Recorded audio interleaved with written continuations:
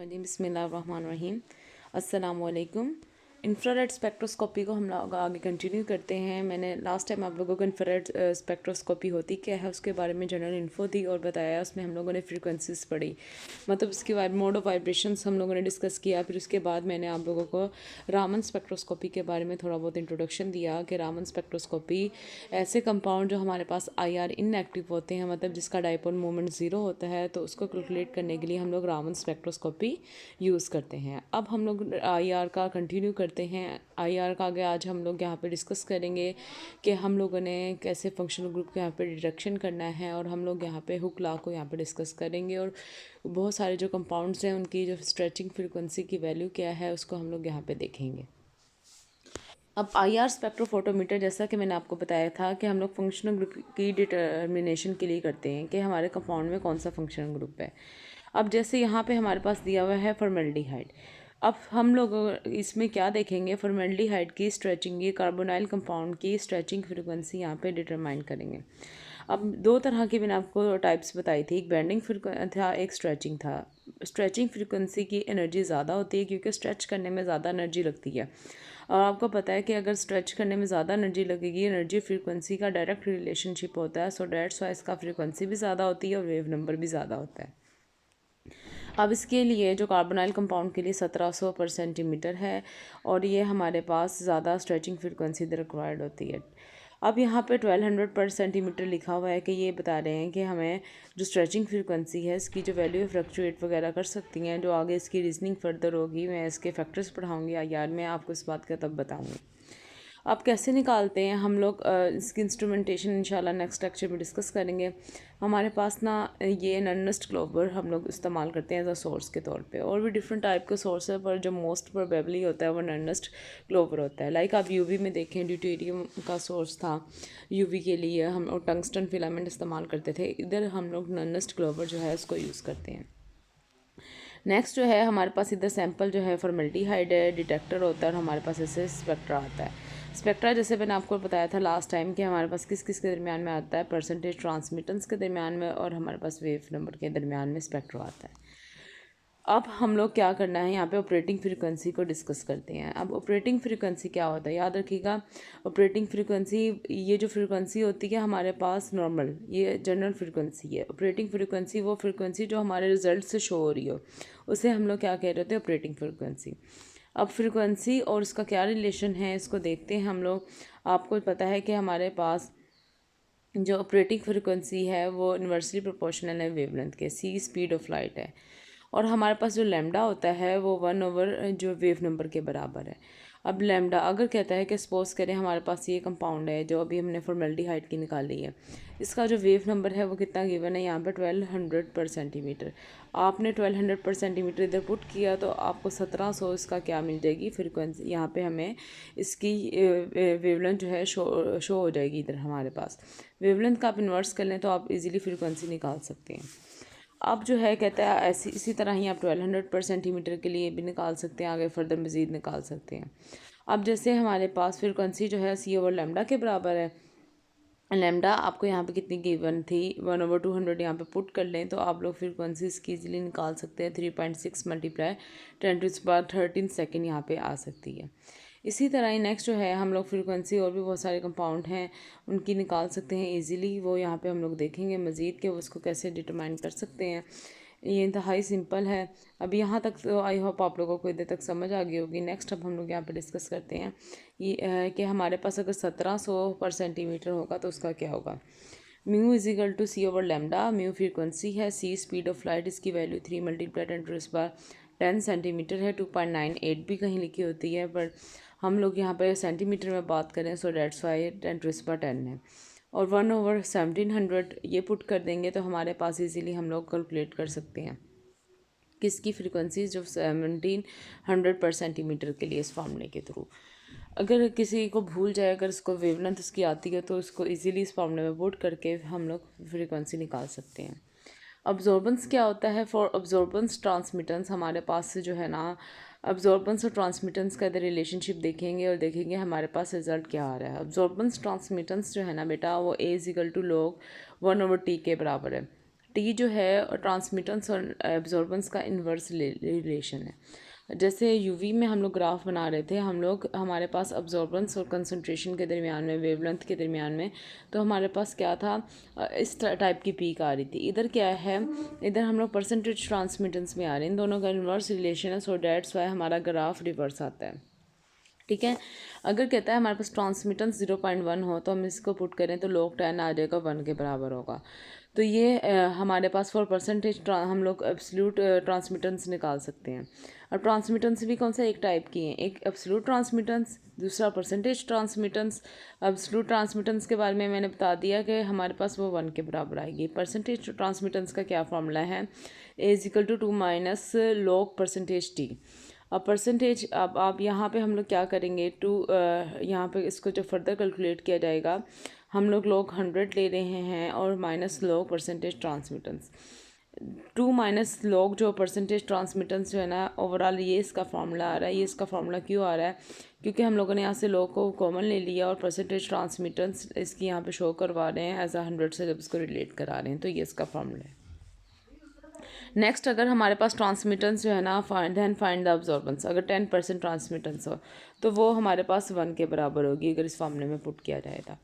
तो ये absolute transmittance और परसेंटेज ट्रांसमिटेंस निकालने का फार्मूला है कि एब्सोल्यूट ट्रांसमिटेंस कब हमारे पास 1 के बराबर आएगी, तो ये फार्मूला है ऊपर वाला। अगर परसेंटेज ट्रांसमिटेंस निकालनी है तो ये नीचे वाला जो फार्मूला गिवन है। इंतहाई सिंपल था, ये जनरल सी बातें हैं कि एब्सोल्यूट ट्रांसमिटेंस और परसेंटेज का अगर पूछ लें कि इनके फार्मूले में क्या डिफरेंस है, तो आप लोगों को पता होना चाहिए यहाँ पे। अब नेक्स्ट हम लोग यहाँ पे डिस्कस करेंगे, हमारे पास नेक्स्ट है Hooke's law for stretching frequency vibration. Hooke's law क्या है, हुक्स लॉ को यहाँ पे डिस्कस करते हैं। हमारे पास सबसे पहले यहाँ पे देखें, हुक्स लॉ जो है ना, हम लोग कैलकुलेट करते हैं स्ट्रेचिंग वाइब्रेशन निकालने के लिए। अब बेंडिंग वाइब्रेशन का मैंने बताया, उसमें एनर्जी कम है तो वेव नंबर भी कम है, सो डैट्स वाई हम लोग उसका फिंगरप्रिंट रीजन पे ले रहे होते हैं। अब स्ट्रेचिंग फ्रिक्वेंसी वाइब्रेशन को कैलकुलेट करने के लिए हमारे पास हुक्स लॉ जो था वो आया। उस अकॉर्डिंग टू हुक्स लॉ हमारे पास जो फ्रीक्वेंसी होती है वो 1/2 पाई डिवाइडेड बाय के M1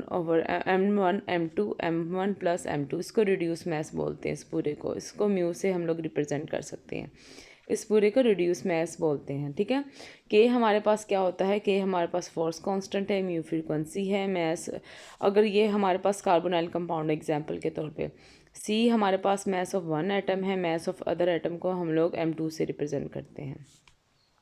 अब हमारे पास जो फोर्स कांस्टेंट है ना, एफ के की बात कर रही हूँ, ये हमारे पास सिंगल बॉन्ड के लिए इसकी अलग वैल्यू है, 1.5 मल्टीप्लाई 10⁵ है।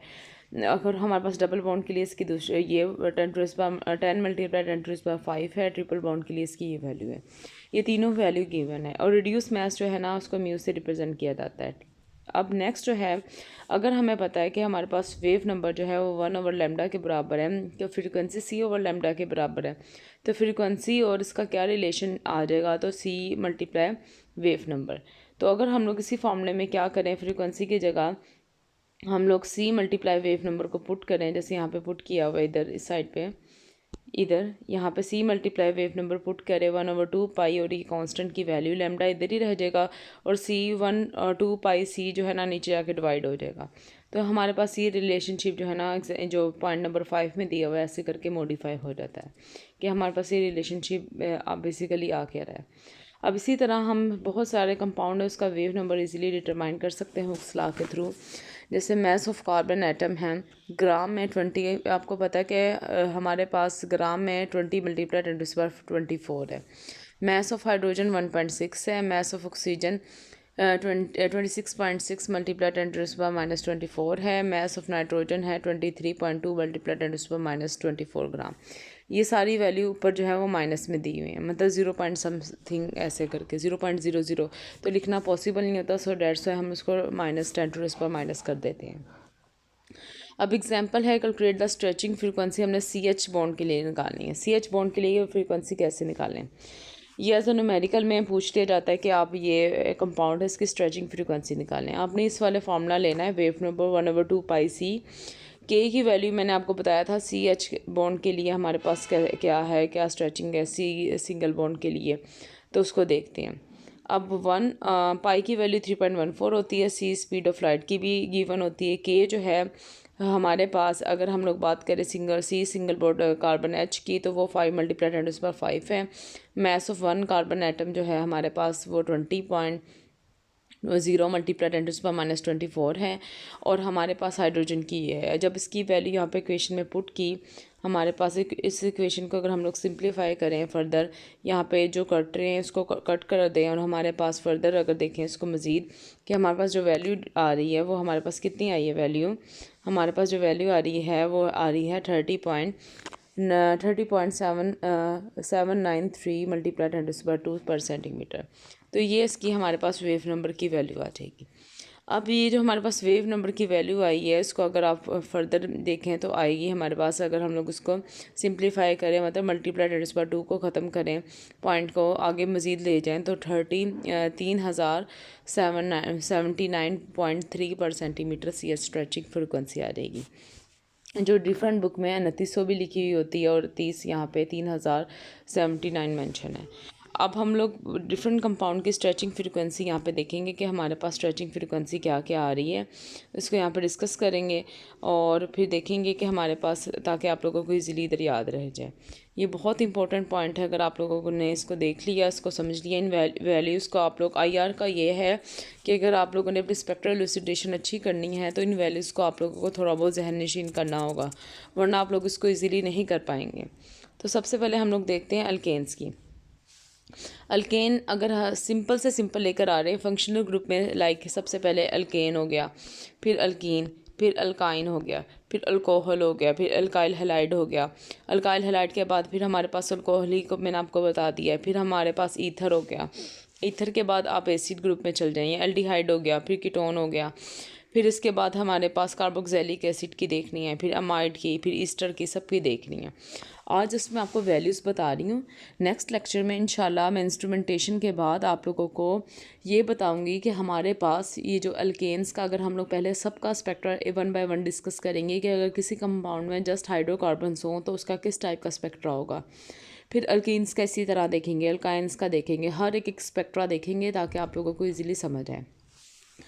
अल्केन्स हमारे पास क्या है, अल्केन्स में सी एच स्ट्रेचिंग होती है की जो वैल्यू है ये 2960 से 2650 से, मतलब 2650 से लेकर इधर तक है। सी एच बेंडिंग और स्ट्रेचिंग है। जस्ट आप लोग स्ट्रेचिंग फ्रीक्वेंसी रखें। सी एच स्ट्रेचिंग की वैल्यू याद रख लें कि ये 2800 से 2900 के दरमियान में होती है और कार्बन सिंगल बॉन्ड कार्बन की जो होती है वो 800 से 1300 के दरमियान में। अब आपको मैं इसकी रीज़न बताऊंगी नेक्स्ट लेक्चर में कि हमारे पास कार्बन सिंगल बॉन्ड कार्बन की क्यों स्ट्रेचिंग फ्रीक्वेंसी कम है और इसकी क्यों स्ट्रेचिंग फ्रीक्वेंसी ज़्यादा है। एक तो रीज़न अभी हम लोग यहाँ पे थोड़ी सी डिस्कस कर लेते हैं। अभी आप लोगों ने जो है हुक लॉ के अकॉर्डिंग पढ़ा कि फ्रीक्वेंसी और हमारे पास क्या रिलेशन है कि कांस्टेंट और नीचे रिड्यूस मास में, इन शॉर्ट जनरल लिख रही हूँ, ये रिलेशन है, ठीक है। अब देखें कार्बन, अगर मैं हाइड्रोजन की बात करूँ, कार्बन का एटॉमिक मास हमारे पास कितना है, कार्बन हमारे पास 12 होता है, हाइड्रोजन हमारे पास कितना है 13। इसका अगर देखें हम लोग रिड्यूस मास को कैलकुलेट करें, आप इसको फर्दर कैलकुलेट करें तो हमारे पास कम आ रहा है, मतलब 13 है। तो अगर मास कम है तो हमारे पास फ्रीक्वेंसी क्या होगी, ज़्यादा होगी, इस वजह से इसकी फ्रीक्वेंसी ज़्यादा है। अगर कार्बन सिंगल बॉन्ड कार्बन की हम लोग बात करें, उसका यहाँ पे केस देखिए तो हमारे पास क्या होता है, कार्बन ये सिंगल बॉन्ड कार्बन है, 12 12 24। अब देखें उसका 13 था, इसका 24 है। अब वेट ज़्यादा हो गया, मास ज़्यादा हो गया है और फ्रीक्वेंसी का क्या रिलेशन है, इससे इन्वर्स रिलेशन है, तो फ्रीक्वेंसी क्या हो जाएगी, कम हो जाएगी। डेट्स वाइज की वैल्यू जो है हमारे पास कम आ रही है। जस्ट आप लोगों को बताने के लिए इंशाल्लाह जब फैक्टर्स करेंगे मैं एक एक पॉइंट यहाँ पर डिस्कस करूँगी कि हमारे पास क्या क्या रीज़न आ रही है। अभी जस्ट ये वैल्यूज़ जो हैं आप लोग थोड़ा इसको याद रखें ताकि नेक्स्ट लेक्चर ईजिली पढ़ सकें।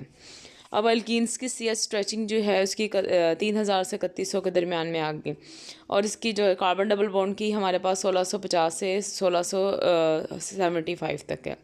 अब इसका आप देखें कार्बन सिंगल बॉन्ड कार्बन की कम थी, इसमें ज़्यादा क्यों हमारे पास वैल्यू आ गई। अब ये देखें डबल बॉन्ड जो है अब हम फ्रीक्वेंसी और के का क्या रिलेशन है फोर्स कांस्टेंट का। डबल बॉन्ड के लिए फोर्स कांस्टेंट की वैल्यू ज़्यादा होती है, तो डायरेक्ट रिलेशन है, सो डेट्स वाई हमारे पास क्या है, फ्रीक्वेंसी ज़्यादा है। अब हमने एक ही रिलेशनशिप से नहीं देखना, हुक लॉ से बातें निकल रही हैं, सो डेट्स वाई मैं बता रही हूँ। अकॉर्डिंग टू हुक लॉ हमारे पास फोर्स कांस्टेंट ज़्यादा फोर्स चाहिए होगी डबल बॉन्ड को तोड़ने के लिए, सो डेट्स वाई हमारे पास के ज़्यादा है उसका, तो हमारे पास क्या होगी, उसकी फ्रीक्वेंसी भी ज़्यादा होगी। इसी तरह ही अल्काइन की कार्बन हाइड्रोजन की जो फ्रीक्वेंसी है वो 3300 से 3500 के दरमियान में है, और कार्बन ट्रिपल बॉन्ड कार्बन की भी हमारे पास इधर ज़्यादा है, इनके 2000 से 2100 के दरमियान में आ जाएगी, 2150 तक। अल्कोहल की बात कर लें, अल्कोहल की हमारे पास OH स्ट्रेचिंग फ्रीक्वेंसी जो है 3500 से 3700 के दरमियान में आती है। इसकी प्राइमरी अगर अल्कोहल होगा तो इसकी जो CH2OH मतलब CO की जो आएगी वो हमारे पास 1200 से 1300 के दरमियान में। सेकेंडरी अल्कोहल की 1210 से लेकर 1300 तक है। टर्शरी की हमारे पास 1360 से लेकर 1400 के दरमियान में। ईथर की भी ऐसी आ रही होती है। ईथर की हमारे पास जो CO की स्ट्रेचिंग फ्रीक्वेंसी है, ये एक इसकी प्रॉपर्टी होती है कि आपको CO की 1070 से लेके 1120 तक आपको मिल जाएगी, और कार्बन हाइड्रोजन की ये फ्रीक्वेंसी है। एल्डिहाइड की जो फ्रीक्वेंसी कार्बोनाइल कंपाउंड की वो 1720 से 1740 के दरमियान में होती है। तो ये कुछ जो वैल्यूज़ हैं अल्केन्स, अल्कीन्स, अल्काइंस का, आप लोग इसको रखें कि अगर हमारे पास ये स्ट्रेचिंग फ्रीक्वेंसी 2800 से 2900 के दरमियान में होनी चाहिए। अल्कीन्स की CH स्ट्रेचिंग फ्रीक्वेंसी हमारे पास 3000 से 3100 पहले CH, और अल्काइंस की 3300 से 3500 के दरमियान में। अगर आप लोगों ने ये तीनों का बस अभी डिफरेंस रखा, फिर उसके बाद देखें आप अल्केन्स, अल्कीन्स, अल्काइंस में CH की अगर आपको याद होगी तो फिर आप CC बॉन्ड की रखें। 800 से 1300 है अल्केन्स में बढ़ जाएगी, अल्काइंस में फिर उससे ज़्यादा हो जाएगी, 2000 से 2100 की रेंज में इतनी।